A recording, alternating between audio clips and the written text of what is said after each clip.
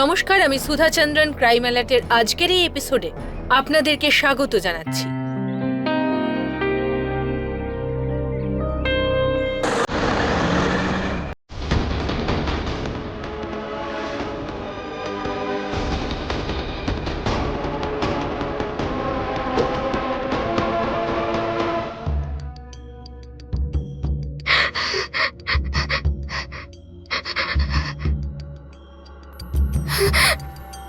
রশ্মি,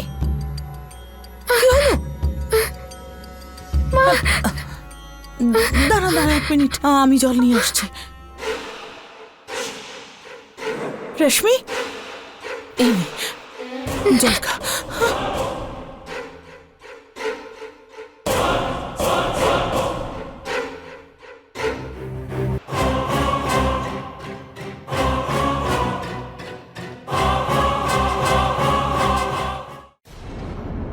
কি হয়েছে রেশমি? হেঁচকে উঠছে কেন? হাতটা দাও দেখি। এখানে বসো।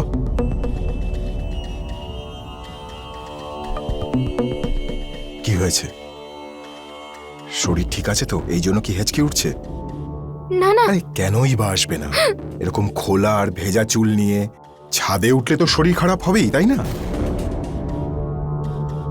তুমি এক কাজ করো, একটু চা বানাও আদা আর লবঙ্গ দিয়ে, ওটা খেলে ও ঠিক হয়ে যাবে। তুমি যখনই এই চাটা পান করবে খুব ভালো লাগবে, ঠিক আছে? তুমি একটা কাজ করো, তুমি তোমার নিজের ঘরে গিয়ে একটু রেস্ট নাও, আমি চা পাঠিয়ে দিচ্ছি, ঠিক আছে? কোনো অসুবিধা? আমি এগিয়ে দিয়ে আসবো। আমি চলে যাব। গিয়ে আরাম করো। রশ্মি, কম্বলটা গায়ে দিয়ে নিও।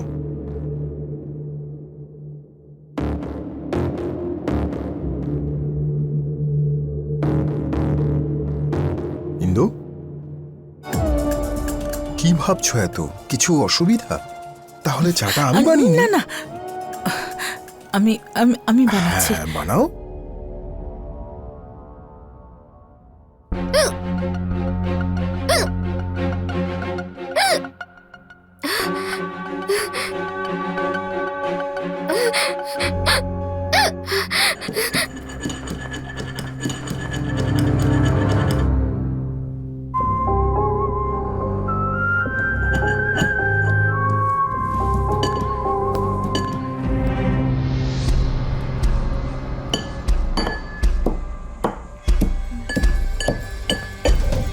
কি যে হয় তোমার এই মাঝে মাঝে, হ্যাঁ?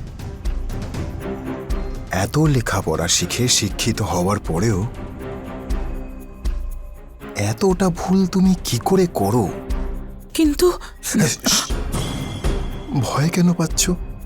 হ্যাঁ, আরে আমি থাকতে তোমার ভয় কিসের? আমি আছি তো।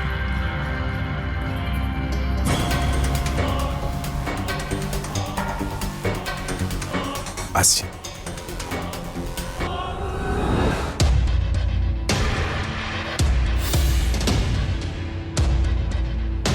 এটা ধরো, ধরো। আরে ধরো না, এমন ভাবে তাকাচ্ছ যেন তোমার ক্ষতি করে দেবো। এত কেন ভয় পাও? নিজে চুলটা কাটো। হ্যাঁ, চুল কেন? কেন কি তুমি কেমিস্ট্রিতে পোস্ট গ্রাজুয়েট করেছো, তাই না? আর এই জন্যই তুমি কোনো কথাই থিওরিটিক্যালি বুঝতে পারো না। তুমি ততক্ষণ ভরসা করো না যতক্ষণ তুমি প্র্যাকটিক্যাল না করছো। আরে বুঝতে পেরে যাবে, কেটে ফেলো না, কিন্তু আসো আসো আসো আসো আসো। আরে এত কেন ভয় পাও? আমি তো তোমার সাথে আছি।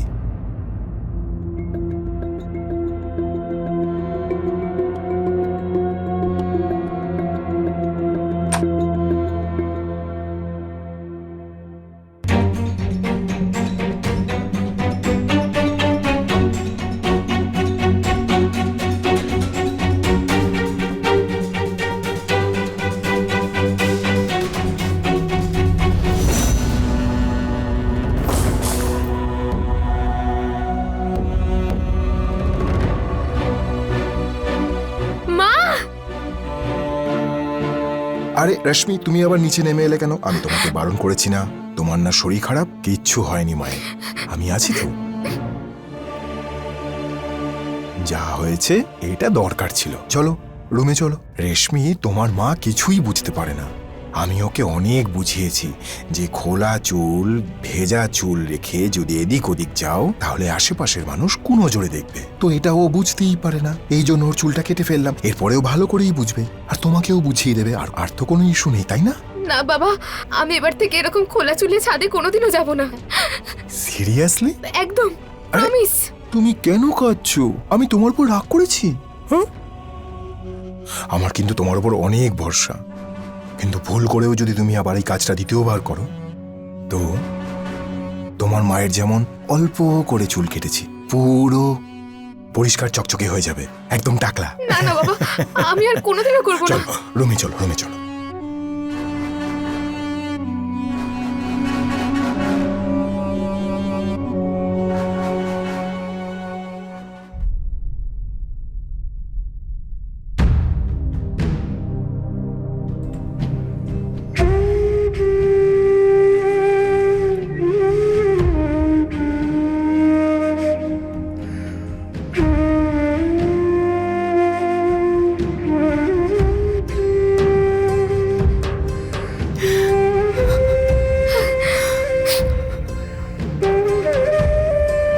মা, এখন আগের থেকে একটু ভালো লাগছে।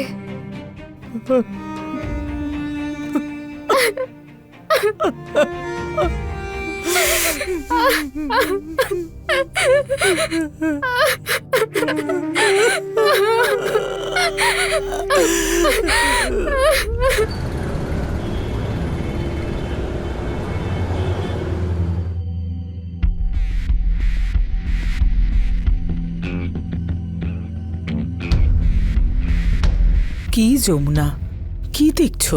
দিদি, ওই আপনার চুলটা।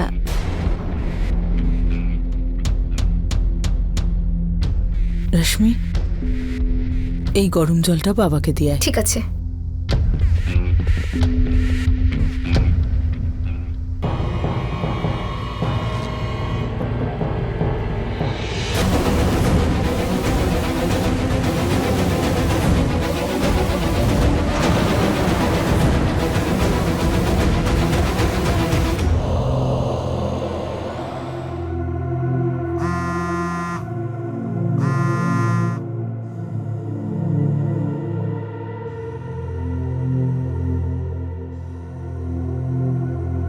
হ্যালো, হ্যালো যমুনা, ইন্দুর কি খবর গো? মনে হয় চুলটা কেটে দিয়েছে। কি কি আমার ইন্দুর চুল কেটে দিয়েছে? হ্যাঁ দাদা, চুল কেটে দিয়েছে। যমুনা, যমুনা, তুমি আমার কথা বলাতে পারবে ওর সাথে? চেষ্টা করছি।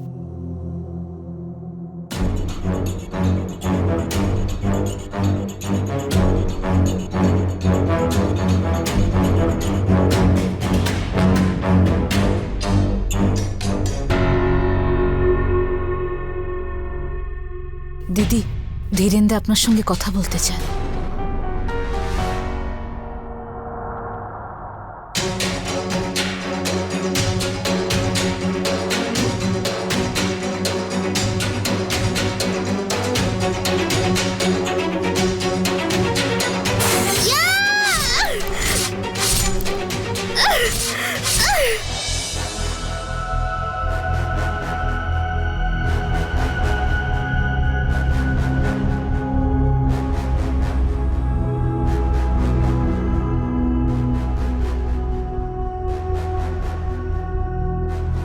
হ্যালো।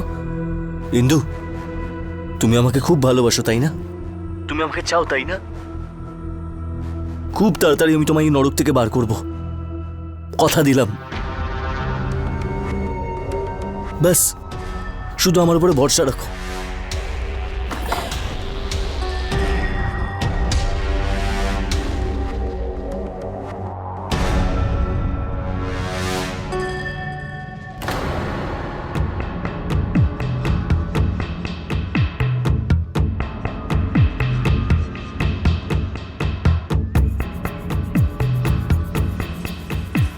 বাবা, জল এনেছো আমার জন্য? আরে হেঁচকি তো তোমার উঠছে, তুমি না।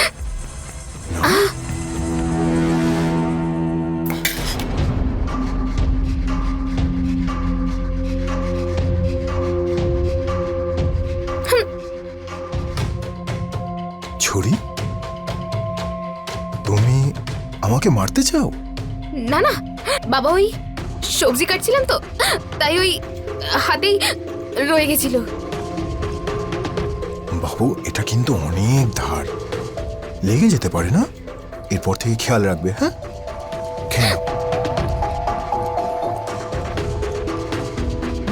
এত ভয় পাও কেন তুমি?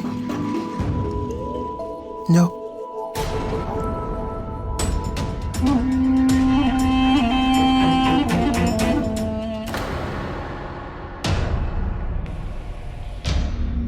রঘু,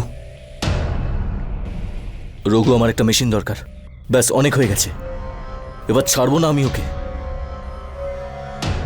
সেটার ব্যবস্থা তো হয়ে যাবে ভাই, কিন্তু এত সহজ নয়।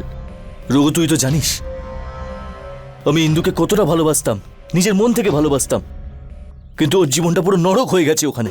প্রত্যেকদিন ওকে অত্যাচার করে। আরে ভাই, তুমি ব্রিজেশ সিংকে মারার কথা বলছো, ও কিন্তু খুব ডেঞ্জারাস লোক, ভয় পায় সবাই ওকে। আরে ডেঞ্জারাস তো কি হয়েছে, শেষ অবধি তো মানুষই, তাই তো? মরবে তো একদিন নিশ্চয়ই। দেখে নিস রঘু, আমার হাতেই মরবে ও, আমারই হাতে। তুমি বুঝতেই চাইছো না ভাই, রাক্ষস একটা ও, মানুষ রূপী রাক্ষস, এত সহজ ওকে মারা যাবে না। আরে আমারও নাম ধীরেন সিংহ, আমি মারবো ওকে। আরে ভাই, তখন তো তুমি কিছুই করতে পারোনি যখন ইন্দুকে তোমার চোখের সামনে দিয়ে তুলে নিয়ে গেল।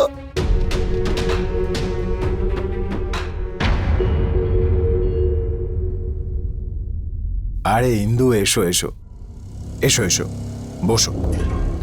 তুমি খেয়ে নাও। এটা আমি কি করে করতে পারি? তুমি আমার অর্ধাঙ্গিনী। যবে থেকে তোমাকে বিয়ে করে নিয়ে এসেছি, আমরা তো একসাথে বসেই খাই, আর প্রথম গ্রাসটা তুমিই খাও, ভুলে গেছো? রেশমি, তোমার মা মনে হচ্ছে আমাকে দিয়ে পাপ কাজ করিয়ে নেবে।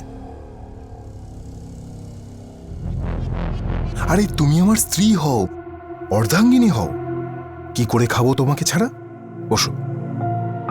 আরে বসো না। বসছি। বসো, নাও খাও।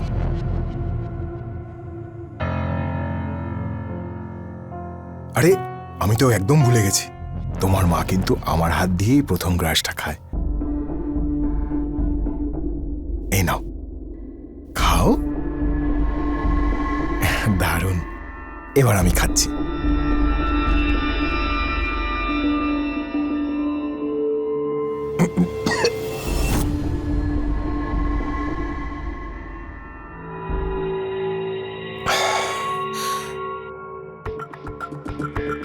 আরে ইন্দু, এত ঝাল দিয়েছো? কি তরকারি বানিয়েছো তুমি? বাবা, ওই সবজি আমি বানিয়েছিলাম।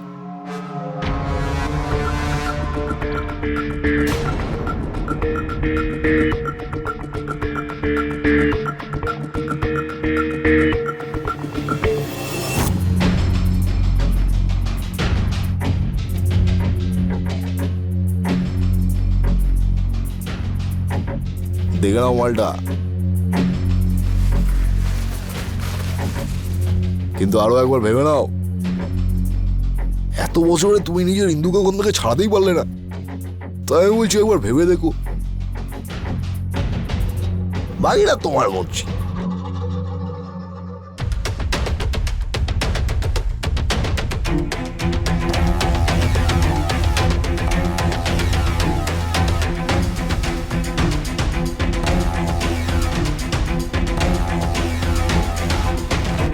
আরে ইন্দু, তুমি যদি তোমার মেয়েকে খাবার বানানো না শেখাতে পারো, তাহলে কি করে চলবে, তাই না বাবু? তোমাকেও তো অন্যের বাড়িতে যেতে হবে। ঠিক আছে, কোনো ব্যাপার না, খাবার শেষ করে তাড়াতাড়ি বিছানায় চলে এসো, ওকে? বাবু, বেশি রাত অব্দি জাগতে নেই, চলো আমরা ঘুমোবো।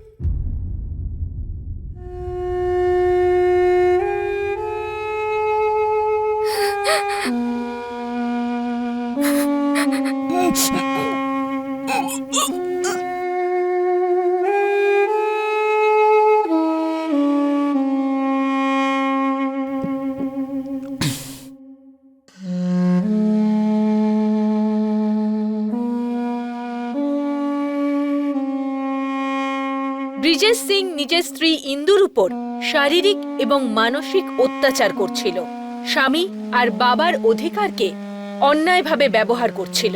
এমন কি বিষয় ছিল যে ইন্দু আর রশ্মি ব্রিজেশের সব অত্যাচার সহ্য করছিল? যে সম্পর্ক এই ধরনের দাবি করে যে সে আমাদের ভীষণ ভালোবাসে, সে কি আমাদের উপর যে কোনো প্রকার অত্যাচার করবার অধিকার বহন করে? এমন কঠোর সম্পর্ক থেকে রশ্মি আর ইন্দু কি করে মুক্তি পাবে? নমস্কার আঙ্কেল, কেমন আছেন? নমস্কার, আপনি কে? আমি সুধা, রেশমির ক্লাসমেট। আসলে আমার বাবা সবে সবে ট্রান্সফার হয়েছে তো এই শহরে, তাই আমরা কদিন আগে এখানে শিফট করেছি। কি কাজ করেন তোমার বাবা? আমার বাবা গভর্নমেন্ট সার্ভিস করেন, এডিএম এর পার্সোনাল সেক্রেটারি। আচ্ছা, আসলে কালকেই রেশমির সঙ্গে দেখা হয়েছিল আর আমাদের খুব ভালো বন্ধুত্ব হয়ে গেছে। আর আজকে সানডে, ছুটির দিন, তাই ভাবলাম ওর সঙ্গে একটু দেখা করে আসি। খুব ভালো। রেশমি ভেতরেই আছে, গিয়ে দেখা করে নাও। ঠিক আছে আঙ্কেল, থ্যাংক ইউ।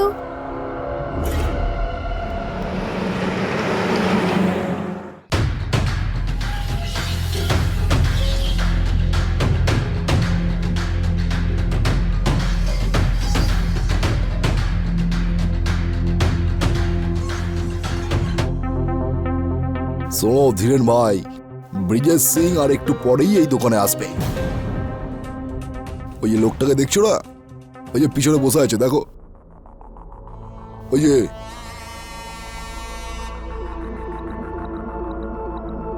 সরকারি ব্যাংকের ম্যানেজার ও।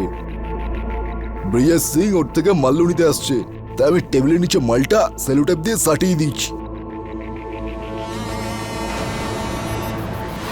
টেপ দিয়ে কেন লাগিয়েছিস? আরে ভাই, আমি একটা সিনেমায় দেখেছি, যদি ব্রিজেসের আগে ওর লোকজন চলে আসে তো চেকিং বেকিং হবে, আমাদের ফেসে যাবো তো। যখনই ব্রিজেস ওই টেবিলে বসবে, মালটা বের করে ঠুকে দাও ওকে।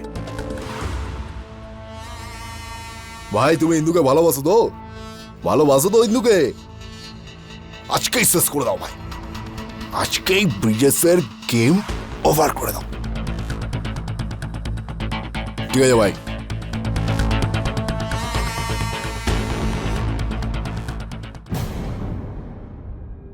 তুমি এখানে কি করে এলে? আমার অ্যাড্রেস কোথা থেকে পেলে? খুব সহজ ছিল। আমি এখানকার একটা দোকানে জিজ্ঞেস করলাম যে ব্রজেশ আঙ্কেলের বাড়ি কোনটা, অ্যান্ড ইউ ডোন্ট বিলিভ, ওই ছেলেটা বাড়ি পর্যন্ত ছেড়ে গেছে আমাকে। আচ্ছা, তোর বাবা কি খুব নামকরা কেউ একজন? খুব প্রভাবশালী মনে হলো। যাই হয়ে যাক, তোমার এখানে আসা উচিত হয়নি।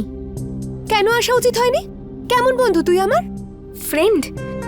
আরে কালকেই তো আমাদের দেখা হলো। তো বন্ধুত্ব করার জন্য সারা বছর লাগে নাকি? আচ্ছা, আমি তোর জন্য একটা গিফট এনেছি। টানটানা!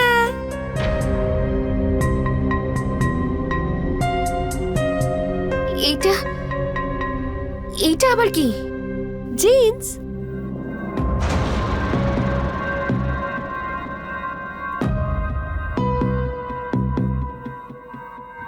আচ্ছা ঠিক আছে, আমি আসি। নমস্কার আন্টি। সাবধানে যেও।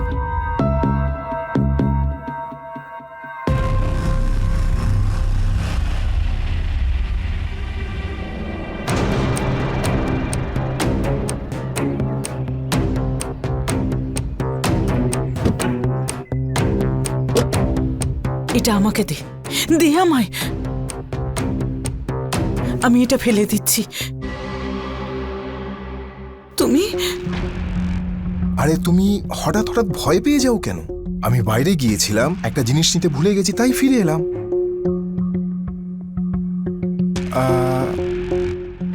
রেশমি বাবু, বেরোনোর সময় তোমার এক বান্ধবী এসেছিল হয়তো। কে এসে? কালকেই আলাপ হয়েছে, মানে সেরকম কোনো ব্যাপার নেই। আচ্ছা ঠিক আছে। আরে কি লুকোচ্ছ তুমি? কিচ্ছু নয়, কিচ্ছু নয়, নোংরা। আরে নোংরা কেউ হাতে ধরে নাকি? দেখাও দেখি।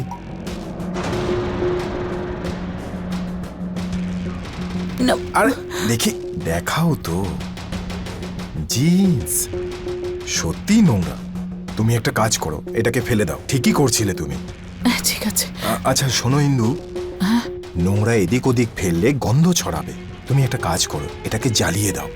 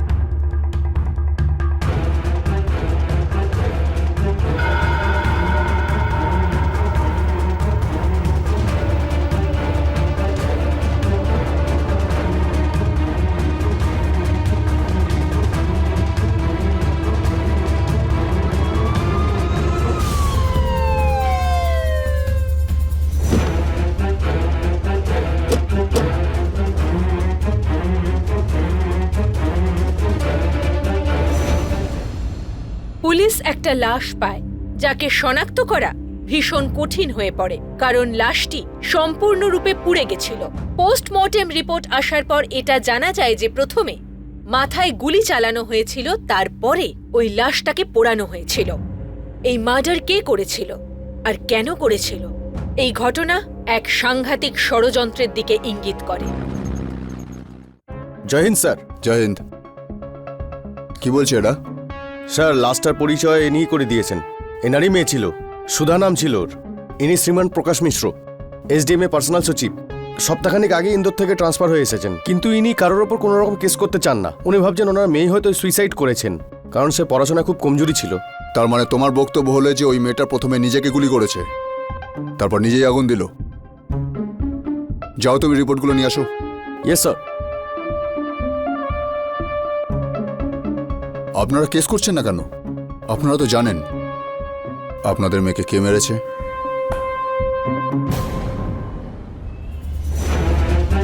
আরে ভাই, ভালো একটা সুযোগ ছিল, গুলিটা মারলে না কেন তুমি?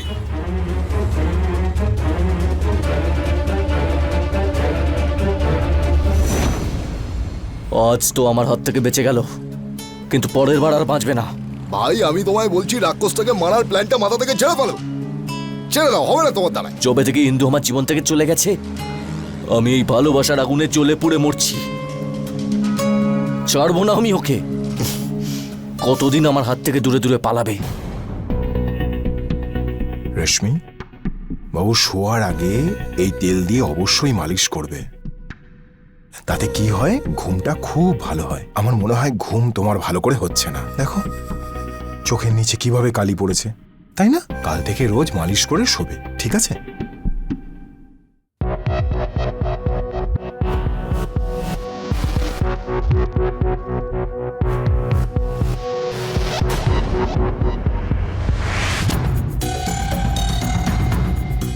নমস্কার আন্টি।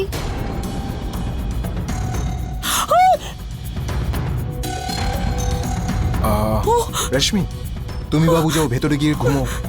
যাও, আমি আসছি। যাও যাও। আরে হিন্দু, আরে কিছুই হয়নি, ওরা এসবই দেখায়। সুধা, হ্যাঁ সুধা। ও কালই তো এসেছিল আমাদের বাড়ি। হ্যাঁ, আজ আজ ওকে কেউ খুন করেছে। কি করে? কেউ না, আরে আমি মেরেছি হিন্দু। হ্যাঁ, প্রথমে কপালে গুড়ি করেছি, তারপরে পুড়িয়ে দিয়েছি। কি করতাম বলো তুমি? ওর সঙ্গে মিশলে আমাদের রশ্মিও নষ্ট হয়ে যেত, তাই না? আজকেও আমাদের রশ্মির জন্য জিন্স এনেছিল, কাল জানি না কি কি নিয়ে আসতো ওর জন্য। আমাদের মেয়ের জীবনটা তো খারাপ হয়ে যেত, তাই না? সত্যি কথা বলতে আমার মন বলছিল আমি ওকে জ্যান্ত জ্বালিয়ে দিই, কিন্তু পরে মনে হলো রশ্মিরই বন্ধু, তাই গুলি মেরে দিলাম যাতে যন্ত্রণা না হয়। কিন্তু তারপরে আমার মন চাইছিল যে পুড়িয়ে দিই, তাই জ্যান্ত পুড়িয়ে দিলাম। তুমি তো জানোই আমার মন যেটা চাই আমি সেটা করি। হ্যাঁ, আরে হ্যাঁ, তুমি কেন ভয় পাচ্ছ? আরে আমি আমি তো আছি, আমি এখানেই আছি। আর আমি কথা দিয়েছিলাম না তোমার আর আমার মেয়ে রশ্মির কোনো ক্ষতি হতে দেব না। কেউ যদি চোখ তুলেও তাকায় না, তার চোখ দুটো উপড়ে দেবো। স্যার কি খবর শুক্লা?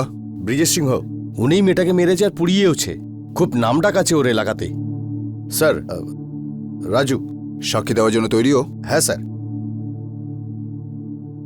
রাজু, হ্যাঁ বলুন দারোগা বাবু। কি দেখেছো তুমি? কি আর দেখবো, ব্রিজেশ দাদা ঠিক এইভাবে মেটার মাথায় মেশিন ঠাকালো আর ঠাক করে চালিয়ে দিল, ঘিলু ছিটকে বেরিয়ে গেল, তারপর জ্বালিয়ে দিল। সবকিছু তো আমার সামনেই হয়েছে। ও এত কিছু করে ফেললো আর তুমি কিছুই বললে না? হ্যাঁ কি আর বলবো, দেখছিলাম তো দাঁড়িয়ে। তুমি ওই নিরপরাধ মেয়েটার প্রাণ বাঁচাতে পারতে যদি একটু সাহস দেখাতে। আরে অত সাহস নেই আমার মধ্যে। আপনার মধ্যে যদি দম থাকে আপনি গিয়ে তাহলে ওকে তুলে আনুন।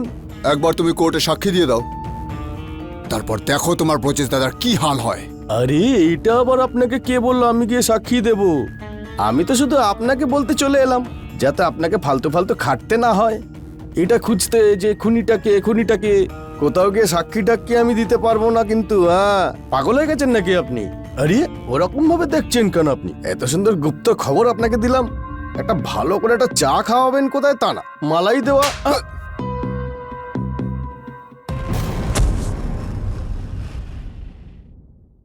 এই দেখ মা, এই ছেলেটা তোকে আজকে দেখতে আসবে।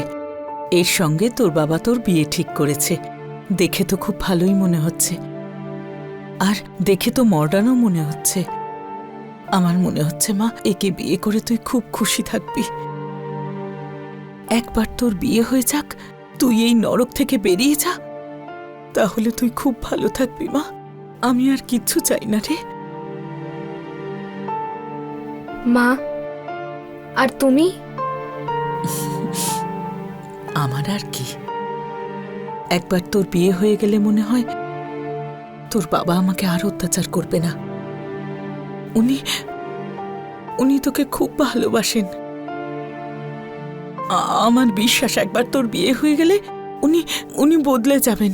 হ্যাঁ, তোমার কি মনে হয় মা?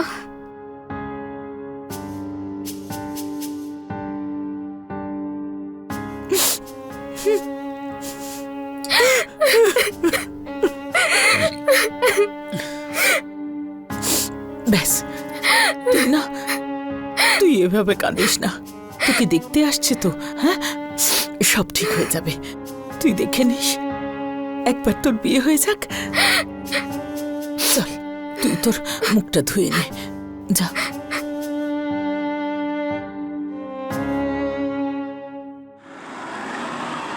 মনোহর বাবু, আপনার কাছে একটা রিকোয়েস্ট। আমাদের দরকারি একটা কাজ আটকে রয়েছে, আর বিধায়ক বাবু বলেছেন যে 7 দিনের মধ্যে হয়ে যাবে। আগে কাজটা হয়ে যাক, তারপরে না হয় বিয়ের লগ্ন বের করা হবে, যদি আপনি অনুমতি দেন তো। আচ্ছা বলছি ইন্দু, হ্যাঁ, জামাই তোমার কেমন লাগলো? খুব ভালো। আসলে বলুন, আমাদের এখানে রীতি রেওয়াজ নেই যে পাত্র পাত্রী বিয়ের আগে দেখা সাক্ষাৎ করুক, কিন্তু যুগটাই এমন যে যদি তোমার মন চায় দেখা করার, তো রশ্মির ঘরটা উপর দিকে, তুমি গিয়ে দেখা করতে পারো। ঠিক আছে। ঠিক আছে? আরে মনোহর বাবু, নিন।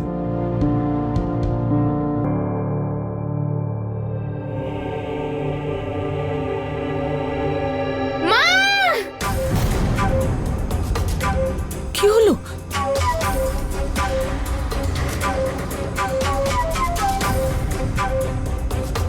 রশ্মি, ক্ষমা চাইছি শাশুড়ি মা, রশ্মি, আমি আমার হবু বউকে বোধহয় একটু বেশিই জোরে চটটা মেরে ফেলেছি।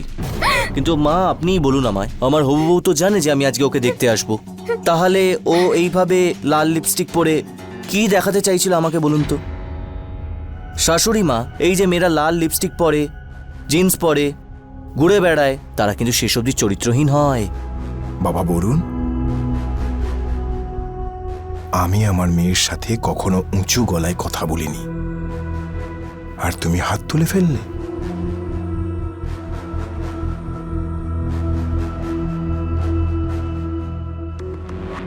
চিন্তা করো না, তুমি যা চাইবে ঠিক তাই হবে। ইন্দু, যাও, ওকে জল খাবারের ব্যবস্থা করে দাও। যাও তাড়াতাড়ি। ওই, আরে আমি এখানে আছি তো।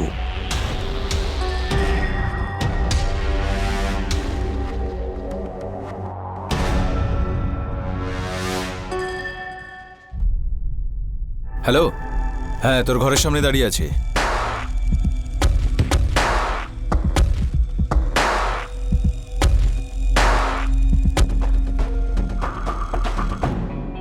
মিশ্রবাবু, আপনি যে কাজ করতে বলছেন সেটা অনেক বড়, সেজন্যই টাকাটাও একটু বেশি লাগবে। আর এমনিতেও একটা খুন করার জন্য 50 লাখ টাকা নিয়ে আমি, আর ব্রজেশ সিংহকে মারার জন্য পুরো 2.5 কোটি টাকা নেব আমি, কারণ ও অনেক বড় দাদা। 2.5 কোটি কেন, আমি তোকে 3 কোটিও দিতে রাজি আছি। আমি শুধু ওর লাশটা দেখতে চাই। এই নে অ্যাডভান্স, বাকিটা কাজ হওয়ার পরে। মা, এটা তুমি কি করছো? তোর বাবার এই অত্যাচার কখনো শেষ হবে না। আমরা শেষ হয়ে যাব, অত্যাচার শেষ হবে না কখনো। যে কষ্ট আমি সহ্য করেছি সেটা তোকে করতে দেব না। যদি তোর বিয়ে ওই ছেলেটার সঙ্গে হয়, তাহলে ও তোকে তোর বাবার থেকেও বেশি অত্যাচার করবে, আমি হতে দেব না। শোন মা, আজ তোর বাবা 12টার আগে বাড়ি ফিরবে না। সেই জন্য তুই ব্যাগটা ধর আর এখান থেকে যত দূরে পারিস এই শহর ছেড়ে চলে যা। এত দূরে চলে যা যাতে তোর বাবাও খুঁজে না পায়। তুই দাঁড়া।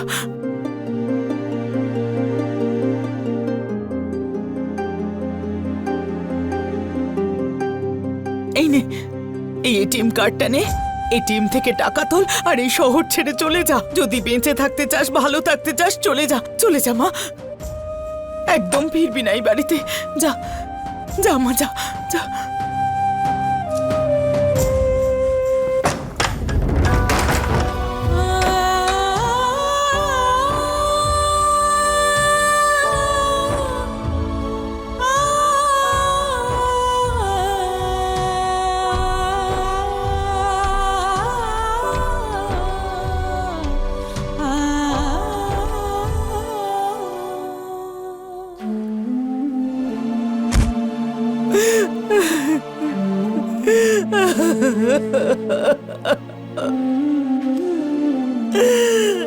আমার রেশমি।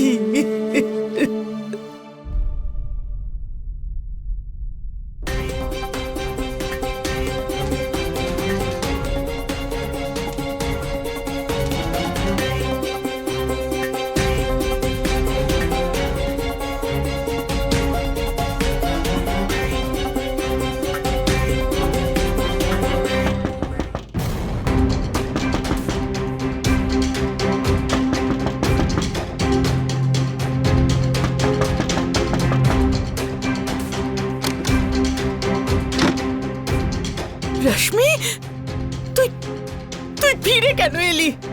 এই সুযোগ তুই আর কখনো পাবি না। তুই তুই ফিরে কেন এলি? মা মা, আমি চুল খুলে রেখেছিলাম বলে বাবা তোমার চুল কেটে দিয়েছে।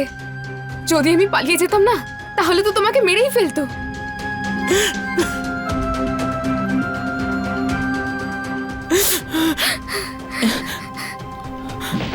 চল ভেতরে চল।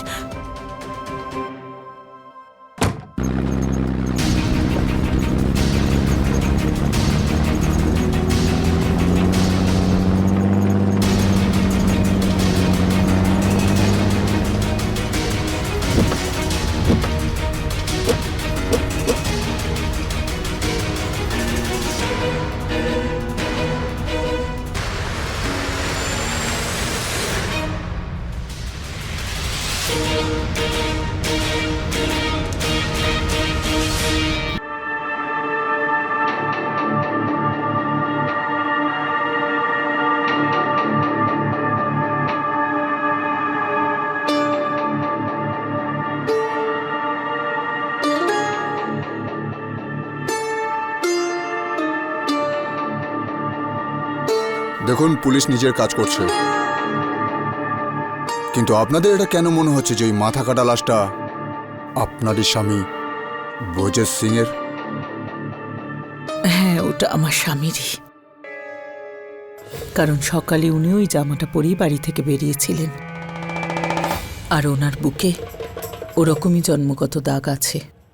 কাউকে সন্দেহ হয় কে মারতে পারে ওনাকে?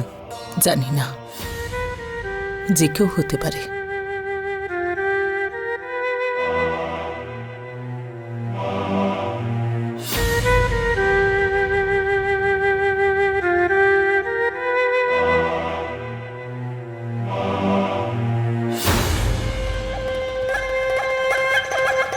আসছি আমরা।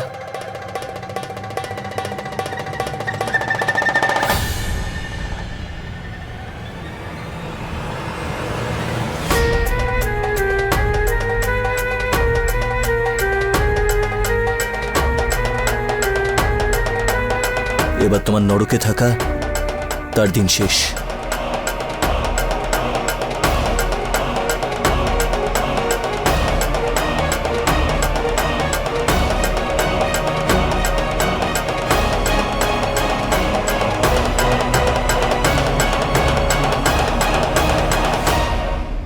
জয় হিন্দ স্যার। জয় হিন্দ শুক্লা, কি খবর বলো? ব্রিজেশ সিংহর মাথা তো এখনো খুঁজে পাওয়া যায়নি, কিন্তু একজন খবরই বলছিল ব্রিজেশ সিংহকে মারার জন্য কেউ ওনাকে সুপারি দিয়েছিল। মরে গেছে ওই রাক্ষস। এবার আমি শান্তি পেলাম।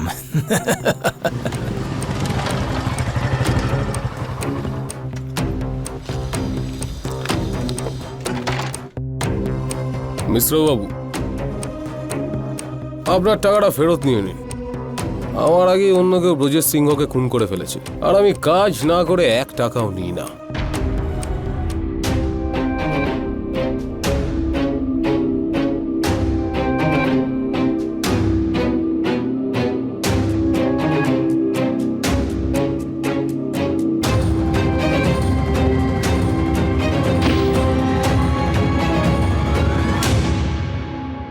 কি এটা? সেটাই যেটা আপনি খুঁজছেন, আমার স্বামীর কাটা মাথা।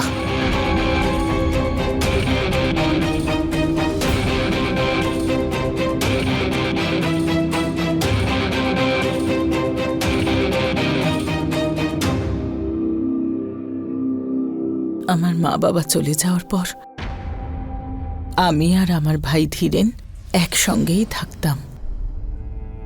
আমি একটা স্কুলে পড়াতাম। আমার ভাই ধীরেন আমাকে খুব ভালোবাসতো। তারপর ওই লোকটা ব্রজেশ সিংহর নজর আমার উপর পড়ে।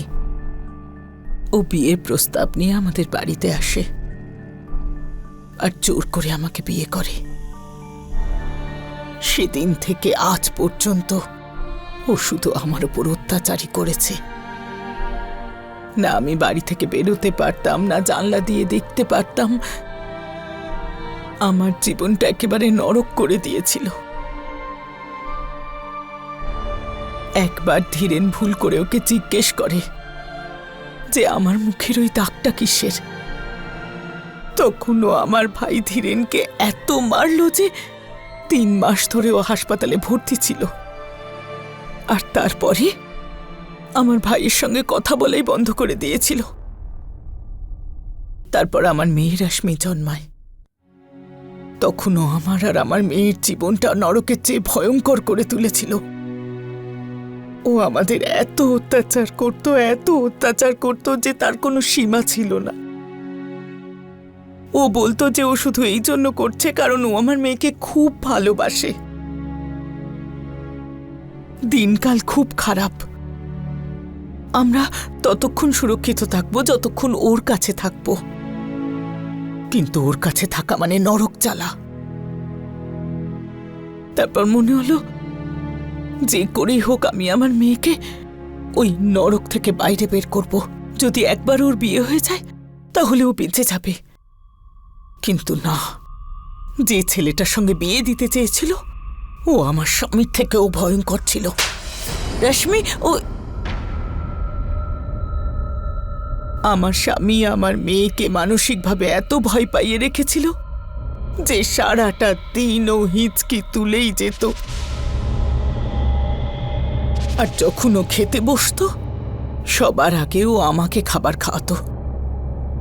আসলে ওর মনে হতো আমি ওর খাবারে বিষ মিশিয়ে দিয়েছি। এমনকি আমার এই চুলো। ও আমাদের জীবনটা নরকের চেয়েও ভয়ঙ্কর করে তুলেছিল। আজ পর্যন্ত আমি কিচ্ছু করার সাহস জোটাতে পারিনি। কিন্তু তারপর একদিন আমার সমস্ত ধৈর্যের বাঁধ ভেঙে গেল। তুই ফিরে কেন এলি? মা বাবা তোমাকে মেরে ফেলবে যদি আমি এখান থেকে পালিয়ে যাই, তো তোমাকে ছাড়বে না। ব্যাস, আর নয়, আমি তোকে আর কষ্ট পেতে দেব না। আমাকেই কিছু করতে হবে। তাহলে মা, তুমি কি করতে চলেছো?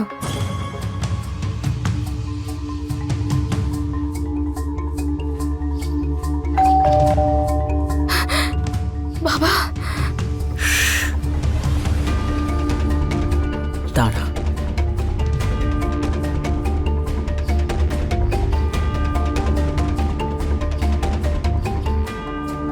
তুমি বসো, আমি জল আনছি। হ্যাঁ,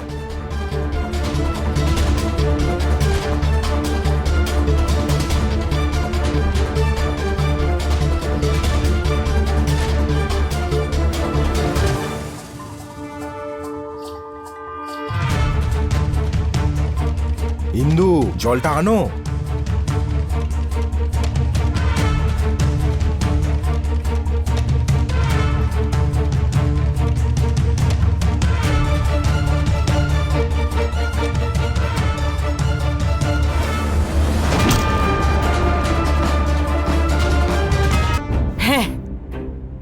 আমি মেরেছি ওই লোকটাকে, আমি মেরেছি ওকে। আমার নিজের হাতে আমি ওর মাথা কেটে দিয়েছি আর মেরে ফেলেছি ওকে। সেই সময় আমি খুব শান্তি পেয়েছি।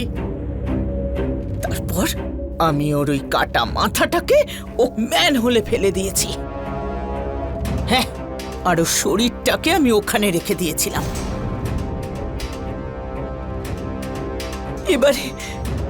এবারে আমার মেয়ে রশ্মি বাকি মেয়েদের মতো স্বাধীনভাবে জীবন কাটাবে। এবারে ও অনেক সুখে শান্তিতে আর আনন্দে জীবন কাটাবে। এবারে আমার মেয়ে মুক্ত হয়ে গেছে। এবারে ও আমার ভাই ধীরেনের সঙ্গে শান্তিতে জীবন কাটাবে। ইন্দু যা কিছু করেছিল তা আইনত অপরাধ, কিন্তু আপনিই ভাবুন এই অপরাধকে আটকানো যেত যদি ইন্দু আর তার আশেপাশের লোকজন প্রথম দিনেই ব্রিজেশের বিরুদ্ধে প্রতিবাদ করত। আইন আপনাদের সেবার জন্যেই আছে। পারিবারিক হিংসার বিরুদ্ধে তখনই প্রতিবাদ করুন যখন প্রথমবার তা আপনার সঙ্গে ঘটছে। সম্পর্কের জটিলতায় আপনি নিজেকে এমনভাবে ফাঁসাবেন না যে নিজের মুক্তির জন্য আপনাকে অপরাধের সাহায্য নিতে হয়। সব অপরাধকে দিন মুখের মতো জবাব। আবার দেখা হবে পরের এপিসোডে একটা নতুন কাহিনী নিয়ে। ততক্ষণ দেখতে থাকুন ক্রাইম অ্যালার্ট, অন্যায়ের বিরুদ্ধে সোচ্চার। জয় হিন্দ।